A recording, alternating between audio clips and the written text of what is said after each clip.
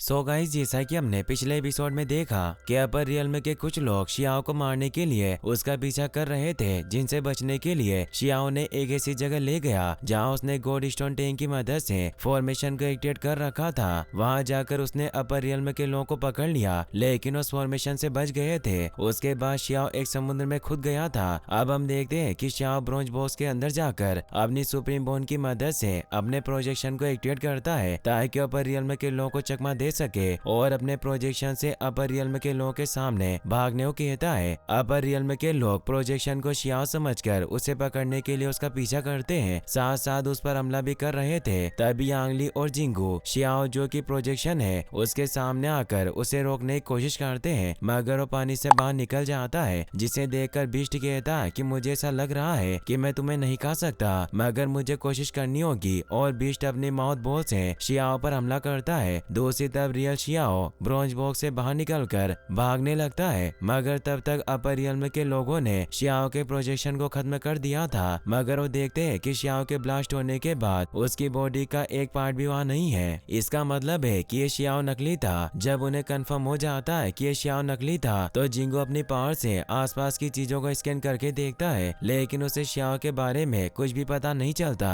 क्योंकि Xiao scanner की range से बहुत दूर था। तो यांगली जोर से चिल्लाकर शियाओ से कहता है कि अगर तुम बाहर नहीं निकले तो मैं 10,000 मील के दायरे में आने वाले सभी जीवों को मार दूंगा, यहाँ तक कि एक तिनका भी नहीं बचेगा। वहीं प्रोजेक्शन के ब्लास्ट होने से शियाओ को थोड़ा सा पेन होता है और वो सोचता है कि ये लोग रेंडमली हर किसी जगह पर अपने फ्लेम पावर का यूज कर रहे हैं। मुझे अब पानी से बाहर जाना होगा। और शियाओ पानी से बाहर निकलकर अपनी कुनपेंग ट्रिक और रॉकवेल ट्रिक को मर्ज करके एक फॉर्मेशन को क्रिएट करता है, जिसे देखकर अपर रियल्म का एक बंदा कहता है कि तुम्हारे पास रियल में ट्रू कुनपेंग ट्रिक है, मगर इसकी पावर को यूज करने के लिए तुम्हारा रियल में बहुत कम है। और अपने साथियों के साथ मिलकर शियाओ पर हमला करता है, जिसे शियाओ कछुए की खाल से बनी शील्ड से रोकने की कोशिश करता है, मगर उसे नहीं रोक पाता और वहाँ से भागने लगता है। हर बार की तरह अपर रियल्म के बंदे भी शियाओ को मारने के लिए उसका पीछा करके उस पर हमले करते हैं, लेकिन शियाओ अपनी यूनिक स्किल की वजह से सभी हमलों से बच जाता है। तो यांगली शियाओ को रोकने के लिए समुद्र की एक बड़ी सी लहर को ऊपर उठा देता है। ये देखकर शियाओ पलटकर अपर रियल्म के बंदों की तरफ जाने लगता है, तो जिंगू से कहता है कि तुम खुद मरने के लिए हमारी तरफ आ रहे हो। तभी शियाओ एक तावीज का यूज करता है, जिसकी वजह से उसकी स्पीड बहुत बढ़ जाती है और वो अपर रियल्म के लोगों को क्रॉस कर लेता है। शियाओ भागते हुए बीफांग कॉन्टिनेंट में पहुंच जाता है, लेकिन अपर रियल्म के लोगों ने उसका पीछा करना बंद नहीं किया था। तभी शियाओ को याद आता है कि इस जगह एक पोर्टल है जिसकी मदद से मैं भाग सकता हूँ, लेकिन ये लोग मेरी वजह से यहाँ के बेकसूर लोगों पर अंधाधुंध हमला करेंगे, इसीलिए शियाओ उस पोर्टल में नहीं जाता। तभी बीस्ट शियाओ से कहता है कि तुम कायरो की तरह मत भागो और अपनी स्किल हमें दिखाओ, और अपने सर से शियाओ को टक्कर मारता है, जिसकी वजह से शियाओ को लगता है कि उसे पोर्टल में जाना ही चाहिए और स्पीड के साथ पोर्टल की तरफ बढ़ता है और गॉड स्लाइंग रून का यूज करके अपर रियल्म के लोगों पर हमला करता है और पोर्टल के अंदर चला जाता है। शियाओ ने जिस ट्रिक से अपर रियल्म के लोगों पर हमला किया था, वो अपर रियल्म के लोगों को चकमा देने के लिए थी। वो रून शियाओ पर हमला करने वाले बंदों को नहीं रोकते, बल्कि पोर्टल को बंद कर देते हैं, जिसकी वजह से शियाओ भागने में कामयाब रहता है। कुछ देर बाद शियाओ एक जंगल में पहुंचता है जहाँ वो पहले भी आया था, मगर थोड़ी देर बाद अपर रियल्म के बंदे भी उस जंगल में आ जाते हैं, लेकिन उन्हें वो जगह ठीक नहीं लगती, क्योंकि वहाँ बहुत सारे ट्री थे मगर हवा नहीं चल रही थी। तभी एक God great dragon walls golden bird के ऊपर हमला करती है, लेकिन गोल्ड बर्ड उसके हमले से बच जाता है, जिसे देखकर यांगली कहता है कि यहाँ कुछ तो गड़बड़ है। ये डिवाइन बीस्ट अपने पूरे अस्तित्व में नहीं था। इसका मतलब है कि ये पूरी स्पिरिचुअल बॉडी नहीं होने की वजह से वो बीस्ट आधा बना हुआ था, लेकिन मुझे लगता है कि इस जगह का कोई शक्तिशाली अस्तित्व है, इसीलिए हम लोगों को अलर्ट रहना होगा, साथ ही हमें कोई रिस्की काम नहीं करना चाहिए। तभी शियाओ पर रियल्म के लोगों से आगे निकलता है, जिसे देखकर उनमें से एक बंदा कहता है कि इसके पास जो डिवाइन सूट है वो काफी रेयर ट्रेजर है, इसीलिए हमारे सिवा उसे कोई और नहीं लेना चाहिए। और सभी शियाओ को पकड़ने की कोशिश करते हैं, लेकिन शियाओ उन लोगों को उस जगह ले आया था जहाँ से उसने ट्रू प्रीमोडियल ट्रेजर का लास्ट पार्ट लिया था, और शियाओ अब भागना बंद कर देता है। ये देखकर यांगली उससे पूछता है कि तुम अब क्यों नहीं भाग रहे हो, क्या तुम बेक अल्टर पर रून्स को यूज करने का प्लान कर रहे हो, तुम्हारे यहाँ रुकने का क्या मतलब है। तभी शियाओ सोचता है कि ये लोग मेरी कुनपेंग ट्रिक और डिवाइन सूट को लेना चाहते हैं, लेकिन इस अल्टर पर इतनी कीमती बोन है, मुझे यकीन नहीं हो रहा कि ये लोग इसे अनदेखा कर रहे हैं। हैं। तभी बिस्ट शियाओ से कहता है कि सच आपके सामने आ गया, तुम हम पर हमला करने के लिए अपने पीछे रखे ट्रेजर का यूज करने का प्लान कर रहे हो। और अचानक से शियाओ के पास जाकर उस पर हमला करके कहता है कि मेरा अंदाजा सही निकला, लेकिन मरने से पहले तुमने हमें ट्रेजर बताकर एक बहुत बड़ा गिफ्ट दिया है। तभी शियाओ वहाँ से भागने लगता है, मगर जिंगू उस पर हमला करके उसे ऐसा नहीं करने देता और तीनों बंदे मिलकर अल्ट्रा पर रखे ट्रेजर को लेने जाते हैं। मगर ट्रेजर के पास बनी आंख उनके ऊपर हमला करती है, जिसकी वजह से वो लोग वहाँ से भागने लगते हैं। मौका देकर शियाओ भी ब्रोंज बॉक्स में छिप जाता है। तभी वहाँ रखा एक बोन हेड एक टेड होता है जो बिस्ट को मारने के लिए उसका पीछा करता है, मगर बिस्ट उसके हमले से बच जाता है। तो बोन हेड जिंगू पर हमला करके उसे दूर फेंक देता है और बिस्ट को भी पकड़कर जिंगू के ऊपर फेंक देता है और यांगली का पीछा करने लगता है। तो यांगली अपनी पावर से वॉइड भट्टी को बाहर निकालता है और अपने साथियों से कहता है कि वॉइड भट्टी के पास जाने तक तुम लोग मुझे फॉलो करो। दूसरी तरफ शियाओ ब्रोंज बॉक्स की मदद से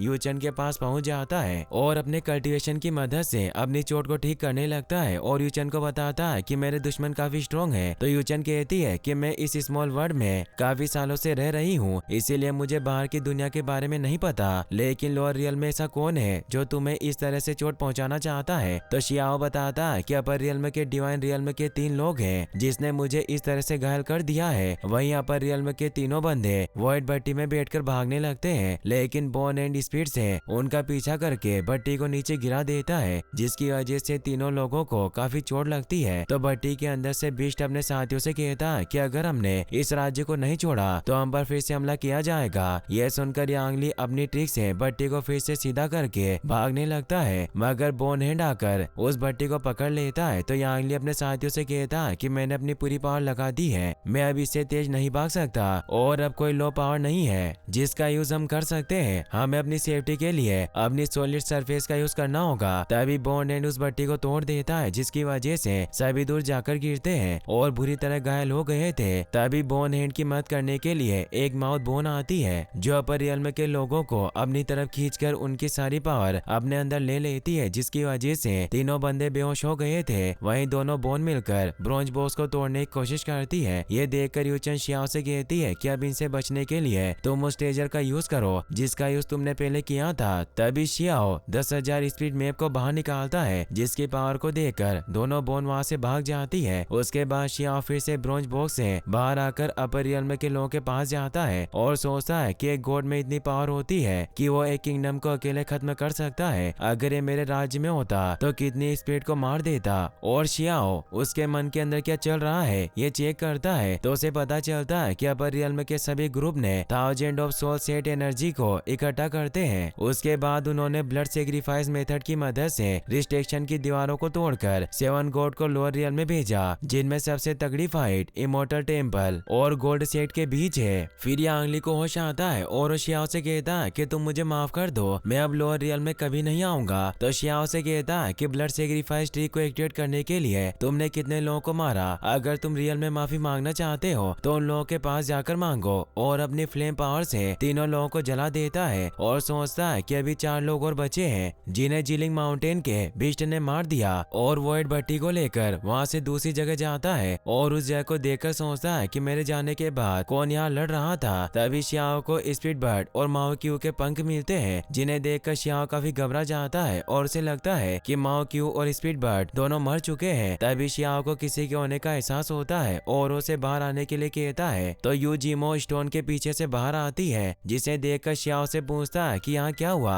तो यू जीमो कहती है कि मैं अभी अभी यहाँ से निकल रही हूँ, मुझे नहीं पता कि यहाँ क्या हुआ, अगर तुम मुझे मारना चाहते हो तो मार डालो। वही शियाओ को याद आता है कि जब रेन क्लेन ने विद्रोह किया था तब तुम वहाँ नहीं थी, इससे लगता है कि तुम्हारा इन सब से कोई लेना देना नहीं है। इसके अलावा मैंने वहाँ के बूढ़ों, बच्चों और महिलाओं को भी जाने दिया, तो तुम भी जा सकती हो। यह सुनकर यू जीमो को यकीन नहीं होता, तो शियाओ से कहता है कि तुम फ्यूचर में जाकर कुछ अच्छा काम करो और बुराई की मदद मत करना। यह सुनकर जीमो शियाओ को बताता है कि शी किंगडम ठीक था जब तुम उन तीनों बंदरों से लड़ रहे थे, लेकिन मैंने किंग फेंग नाम के आदमी के बारे में सुना जो 2 मास्टर की तलाश कर रहा था और वो तुम्हारी मदद करने के लिए भी तैयार था, लेकिन उसे अचानक से एक खतरनाक दुश्मन मिला जिसने रॉयल पैलेस पर हमला कर दिया था और वो अपने साथ 2 मास्टर को लाया था, जिनमें से एक इमोर्टल टेम्पल से था और दूसरा गोल्ड सेट से था। ये सुनकर शियाओ जाने लगता है तो जिमो से रोकर कहती है कि मैं फ्यूचर में केओस देख रही हूँ और तुम्हारे पीछे कुछ नहीं है। तो शियाओ पूछता है कि इसका मतलब क्या है। तो जिमो कहती है कि मैं इसका मतलब तो नहीं जानती, लेकिन मैं तुम्हें याद दिलाना चाहती हूँ कि शायद तुम इस प्राचीन इतिहास में नहीं हो, तुम दुनिया से गायब हो जाओगे। लेकिन इस बात से शियाओ को कुछ फर्क नहीं पड़ता